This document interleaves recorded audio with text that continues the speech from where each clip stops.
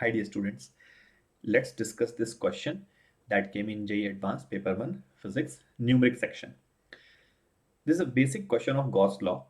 So I'm sure that almost all the students who have written JEE Advanced would have done this question. Like fairly simple question, nothing unusual about it. इसमें एक disc दिया गया था जिसका radius r था and उसकी जो charge density है that was variable and it was a function of small r where small r is the distance from the center of the disk. Okay, now we basically have to consider two spheres. Both will be concentric with the disk. One of them will be of radius that encloses the whole disk. That means the radius of the sphere will be larger than the disk. So in that case, the sphere will have the flux phi naught crossing through it. In the second case, the radius of the sphere is capital R by 4, concentric with the disk again. And in this case, the flux is phi. And we have to find the value of phi naught by phi. So let's see the situation in the next slide. So basically, if we consider this as the disk, right? So in the first scenario, the sphere will be full size, like this will be a bigger sphere, okay. And in the second case, the sphere will be kind of small, and the radius will be capital R by 4, where capital R is the radius of the disk. If you see the charge density of the disk, so it has been given as sigma naught into 1 minus R by capital R, right? Now it's very easy to write. The flux through the outer sphere is phi naught and the flux through the inner sphere is phi. So we can say phi naught will be equals to total charge enclosed divided by epsilon naught using Gauss law, right? And similarly phi 1 will be total charge enclosed divide within this region. So let's call this as small q.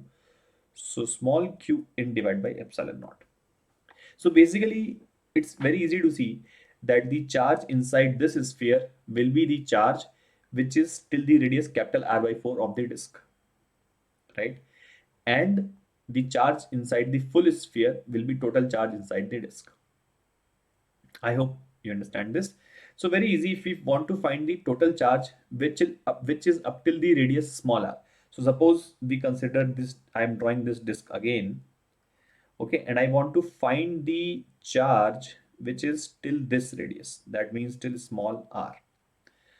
So we can again write the charge in this ring, okay, that means this ring, okay, which is of radius small r. So the charge dq will be equals to 2 pi r dr into sigma of this ring, which we can say is sigma naught into 1 minus small r by capital R, right? And very easily we can integrate from 0 say small r, and this will be 0 say q. So this will become sigma naught will go outside, 2 will go outside, pi will go outside. So this will become r dr minus r square by capital R. So r dr when integrated will become r square by 2, limits from 0 say r, minus r square dr by r. So that means it will become 1 by r. R square dr when integrated will become r cube by 3, limits 0 say small r. Okay, so basically charge becomes 2 sigma naught pi into r square by 2 minus r cube by 3r. This is the charge as a function of small r. Now very easily, if we want to find the value of q in, that means the total charge inside the total charge on the disk, then it will be just we can put small r as capital R over here. So we get 2 sigma naught pi into r square by 2 minus r cube by 3r. So this becomes r square by 2 minus r square by 3. So that will become r square by 6. When multiplied by 2 will become r square by 3. This becomes sigma naught pi r square by 3, right? And if we want to find the charge on this disk, which is up till the radius capital R by 4, so we just need to put here capital R by 4. So let's do the calculation on the next slide. So q will become 2 sigma naught pi. Okay, and we put capital R by 4 here, so that will become R square by 16 by 2, so R square by 32, right, minus R cube by 64, but one R will be cancelled, so R cube by 64 into 3. So R cube by, so R, it will become R square by 64 into 3. 64 into 3 is 192. Okay, let it be 64 into 3 only. Okay, so if we take R square outside, so what do we get? Sigma naught pi R square 1 by 16 minus 1 by 32 into 3. So 1 by 16, if we take outside, this becomes 1 minus 1 by 6, which is 5 by 6.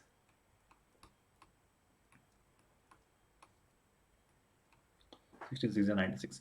So this is the total charge in the sphere of radius r by 4. Now we just need to take the ratio. So phi naught by phi 1 will be is equals to capital Q upon small q, which is q1, I guess we have said, right? So small q. Okay, this was a small q. So just putting the values, if you see, then sigma naught pi will get cancelled, r square will get cancelled, so here 1 by 3 will be left. Okay, and here 5 by 96 will be left. So overall this becomes 32 by 5, which is 6.4, and this was the answer. 32 by 5, this means 6.40 was the answer. So I hope guys you would have understood. That's it. Thank you.